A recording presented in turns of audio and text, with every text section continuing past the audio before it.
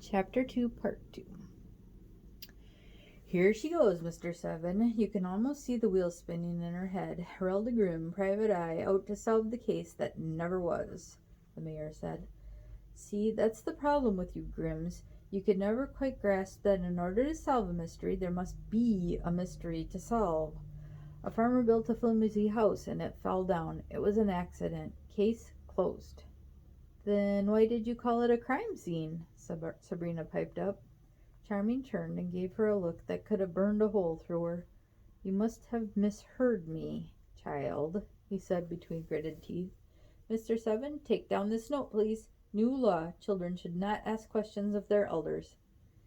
As the little man scribed furiously in his notebook, Mrs. Grimm said, We both know why we're here, Mayor. Charming's face turned red. He tugged on his necktie and adjusted his collar. This is none of your concern, Rhoda. Before the old woman could respond, Mr. Canis joined the group. Well, if it isn't the big bad Mayor Charming, said Mrs. Grimm angrily. Oh, I'm sorry. I heard you were going by Canis now. Charming grinned and leaned in close to Sabrina and Daphne. Do yourselves a favor, girls, and check Granny's teeth before you give her a good night kiss. Do you think it's wise to provoke me? Mr. Canis said as he took a step toward the mayor. Despite Mr. Canis's quiet demeanor, the words seemed to unnerve Charming. That's enough, Mrs. Grimm demanded. Her voice shocked the girls, but the effect on the two grown men was even more startling. They backed away from each other like two schoolboys who had been scolded by a teacher. The dog has found something, Mr. Canis said gruffly. He placed an enormous green leaf in Mrs. Grimm's hand, and her eyes lit up in satisfaction. Well, look at that, Mayor Charming. I think we've found a clue. There might be a mystery to solve here yet, she said, waving the leaf in the mayor's angry face. Congratulations, you found a leaf in the middle of all these trees, Charming scoffed. I bet if you could bring out the forensics team, you might find a twig or even an acorn. It looks a lot like a leaf from a beanstalk, the old woman replied. Charming rolled his eyes. That proves nothing. Maybe, maybe not, but it does seem odd that a fresh green leaf's out here in late November, Mrs. Grimm said. Sabrina looked round at the trees. Every limb was bare. Listen, Rhoda, stop meddling in our affairs or you're gonna regret it, said the mayor. If you don't want me meddling, then you must really do a better job of covering up your mistakes. Mrs. Grimm placed the leaf inside her handbag. The mayor scoffed and then turned to Mr. Seven. Get the door, you lumpy bag of foolishness, he shouted. The little man nearly lost his paper hat as he rushed to the car door. Within moments, the limo was spitting gravel behind it as it drove away. Girls, why don't we take a walk over to that hill and sit by the tractor? I'd like to see the sight from above, Mrs. Grimm said. Daphne took the old woman's hand and helped her up a sloped embankment where a lonely tractor was parked. When they reached the top, the old woman plopped on the ground and caught her breath. Thank you, Liebling. Either the hills are getting steeper or I'm getting older. Who was that man? Daphne asked. Let's just say he's a royal pain, Mrs. Grimm replied. Mr. Charming is the mayor of Fairyport Landing.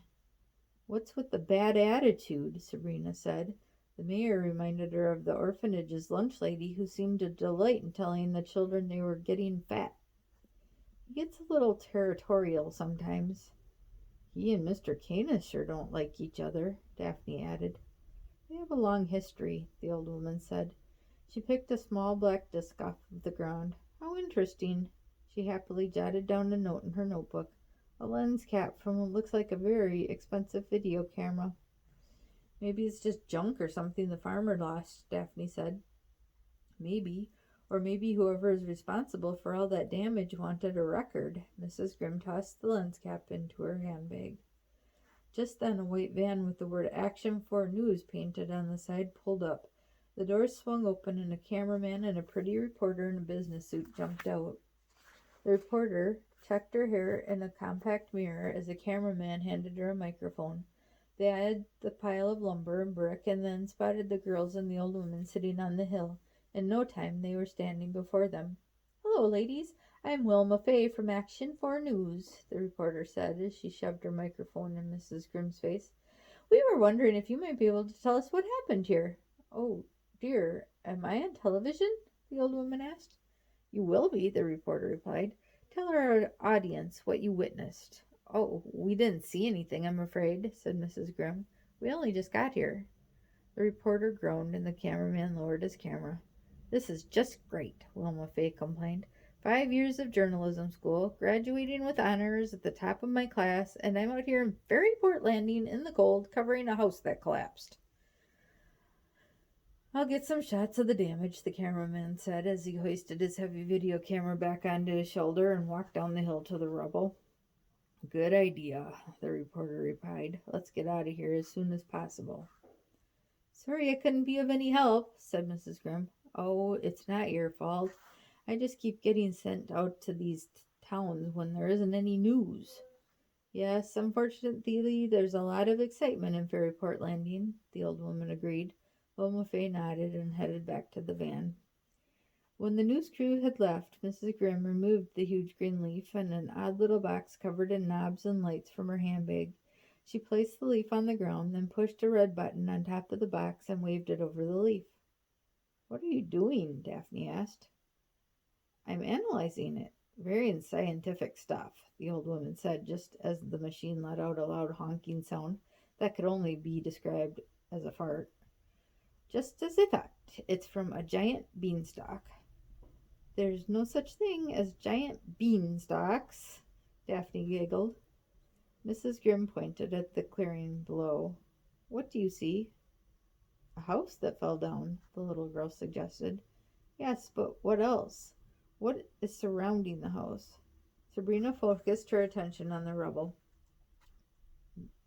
What was so unusual about it? Nothing, really, except maybe for the large area of sunken ground that surrounded it. The earth is mushed around it, she said.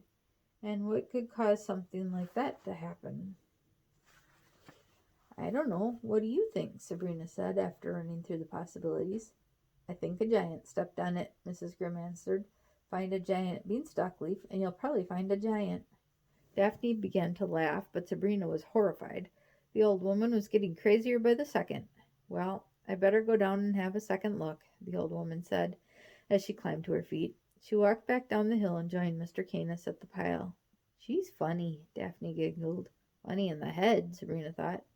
I want to ride on the tractor, Daphne cried. She jumped up and pulled her sister over to it. Sabrina lifted the little girl onto the seat, who then grabbed the wheel and turned it, making vroom vroom sounds as she pretended to drive. Look at me, I'm a farmer, she said in a goofy voice. Sabrina looked up at her sister and laughed. Daphne was the funniest person she had ever met.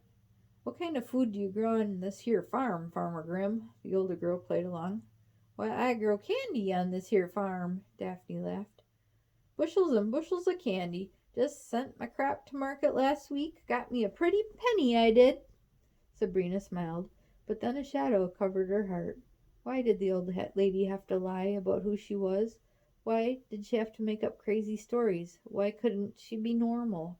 Her house was warm and comfortable, and as long as Sabrina kept an eye on Mr. Canis, they might just be okay. If the old woman wasn't a lunatic, she'd make a perfect grandmother. Sabrina, look at the house, Daphne whispered. She'd stopped playing and was staring at the pile below. Sabrina looked down at the clearing but saw nothing new. Do you see what I see? Daphne cried, pointing. What? What do you see? Come up here. You have to see it from up here. Sabrina crawled up onto the tractor and stood high on its hood. Do you see it? And then Sabrina saw what her sister was so excited about, and her heart leapt into her throat.